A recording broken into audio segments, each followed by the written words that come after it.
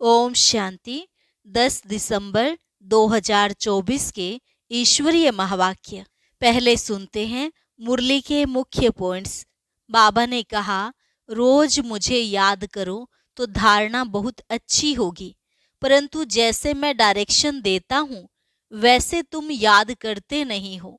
माया यथार्थ याद करने नहीं देती। मेरे कहने पर तुम बहुत कम चलते हो और माया के कहने पर ज्यादा। फरमान पर नहीं चलेंगे तो ऊंच पद कैसे पाएंगे।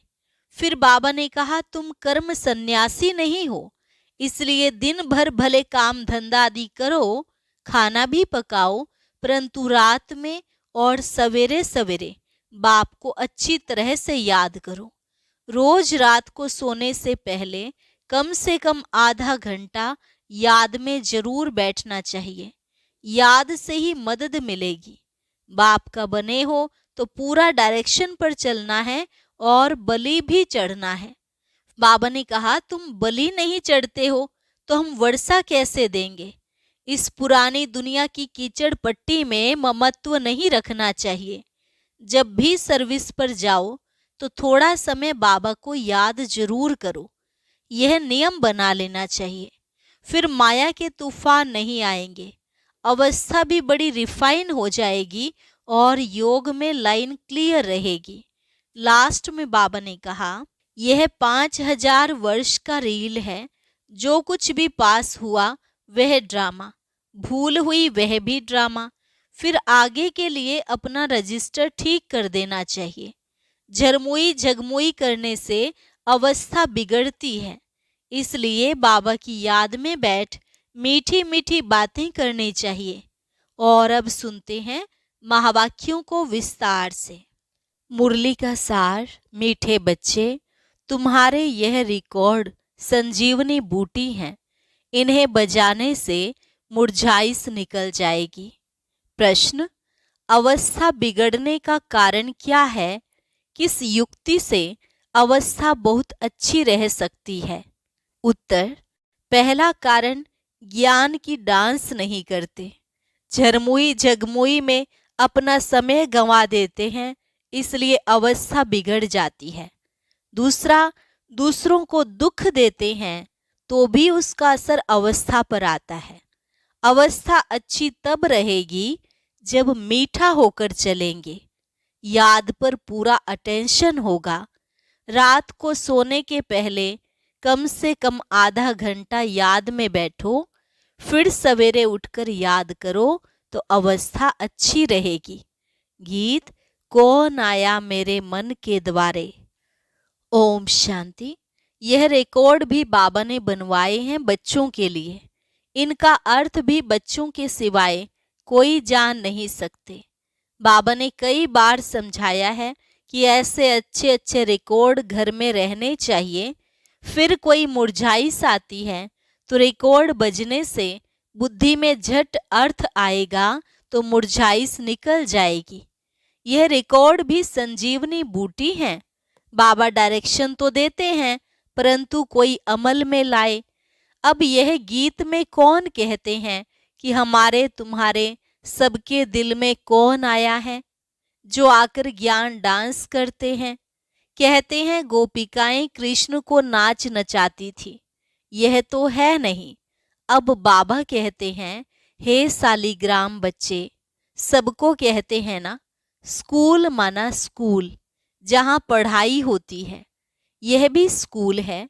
तुम बच्चे जानते हो हमारी दिल में किसकी याद आती है, और कोई भी मनुष्य मात्र की बुद्धि में यह बातें नहीं हैं। यह एक ही समय है जबकि तुम बच्चों को उनकी याद रहती है और कोई उनको याद नहीं करते। बाप कहते हैं, तुम रोज मुझे याद करो तो धारणा बहुत अच्छी होगी। जैसे मैं डायरेक्शन देता हूँ वैसे तुम याद करते नहीं हो। माया तुमको याद करने नहीं देती है। मेरे कहने पर तुम बहुत कम चलते हो और माया के कहने पर बहुत चलते हो। कई बार कहा है, रात को जब सोते हो तो आधा घंटा बाबा की याद में बैठ जाना चाहिए। भले स्त्री पुरुष हैं, इकट्ठे बैठे व अलग अलग बैठे, बुद्धि में एक बाप की ही याद रहे, परंतु कोई विरले ही याद करते हैं। माया भुला देती है। फरमान पर नहीं चलेंगे तो पद कैसे पा सकेंगे। बाबा को बहुत याद करना है। शिव बाबा, आप ही आत्माओं के बाप हो, सबको आपसे ही वर्षा मिलना है। जो पुरुषार्थ नहीं करते हैं उनको भी वर्षा मिलेगा। ब्रह्मांड के मालिक तो सब बनेंगे। सब आत्माएं निर्वाण धाम में आएंगी ड्रामा अनुसार। भले कुछ भी ना करें, आधा कल्प भल भक्ति करते रहें, परंतु वापस कोई जा नहीं सकते जब तक मैं गाइड बनकर ना आऊं। कोई ने रास्ता देखा ही नहीं है।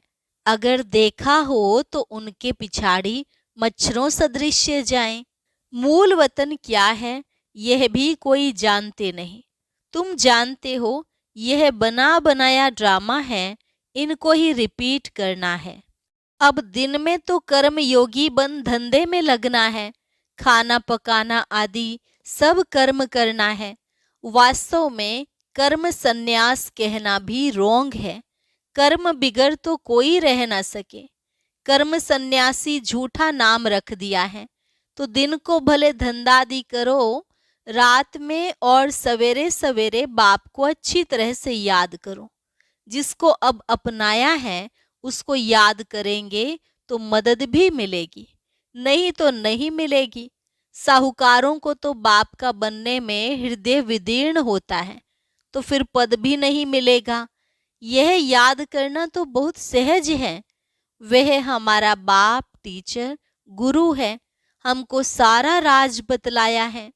यह वर्ल्ड की हिस्ट्री ज्योग्राफी कैसे रिपीट होती है। बाप को याद करना है और फिर स्वदर्शन चक्र फिराना है। सबको वापस ले जाने वाला तो बाप ही है। ऐसे ऐसे ख्यालात में रहना चाहिए। रात को सोते समय भी यह नॉलेज घूमती रहे, सुबह को उठते भी यही नॉलेज याद रहे। हम ब्राह्मण सो देवता, फिर क्षत्रिय, वैश्य, शूद्र बनेंगे। फिर बाबा आएंगे, फिर हम शूद्र से ब्राह्मण बनेंगे। बाबा त्रिमूर्ति, त्रिकालदर्शी, त्रिनेत्री भी हैं। हमारी बुद्धि खोल देते हैं। तीसरा नेत्र भी ज्ञान का मिलता है। ऐसा बाप तो कोई हो नहीं सकता। बाप रचना रचते हैं तो माता भी हो गई। जगत अम्बा को निमित्त बनाते हैं। बाप इस तन में आकर ब्रह्मा रूप से खेलते कूदते भी हैं, घूमने भी जाते हैं। हम बाबा को याद तो करते हैं ना। तुम जानते हो इनके रथ में आते हैं। तुम कहेंगे बाप दादा हमारे साथ खेलते हैं। खेल में भी बाबा पुरुषार्थ करता है याद करने का। बाबा कहते हैं मैं इनके द्वारा खेल रहा हूं। चैतन्य तो है ना, तो ऐसे ख्याल रखना चाहिए। ऐसे बाप के ऊपर बलि भी चढ़ना है। भक्ति मार्ग में तुम गाते आए हो, वारी जाऊं। अब बाप कहते हैं हमको यह एक जन्म अपना वारिस बनाओ, तो हम 21 जन्मों के लिए राज्य भाग्य देंगे। अब यह फरमान देवे तो उस डायरेक्शन पर चलना है। वह भी जैसा देखेंगे ऐसा डायरेक्शन देंगे। डायरेक्शन पर चलने से ममत्व मिट जाएगा, परंतु डरते हैं। बाबा कहते हैं तुम बलि नहीं चढ़ते हो तो हम वर्षा कैसे देंगे।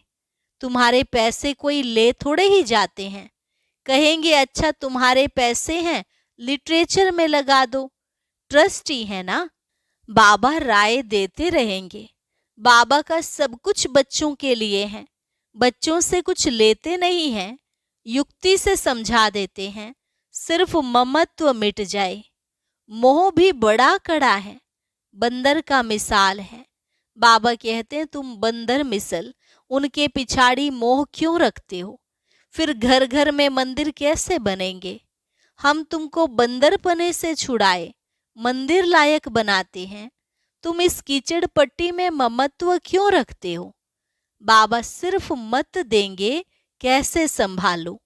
तो भी बुद्धि में नहीं बैठता। यह सारा बुद्धि का काम है। बाबा राय देते हैं, अमृत वेले भी कैसे बाबा से बातें करो।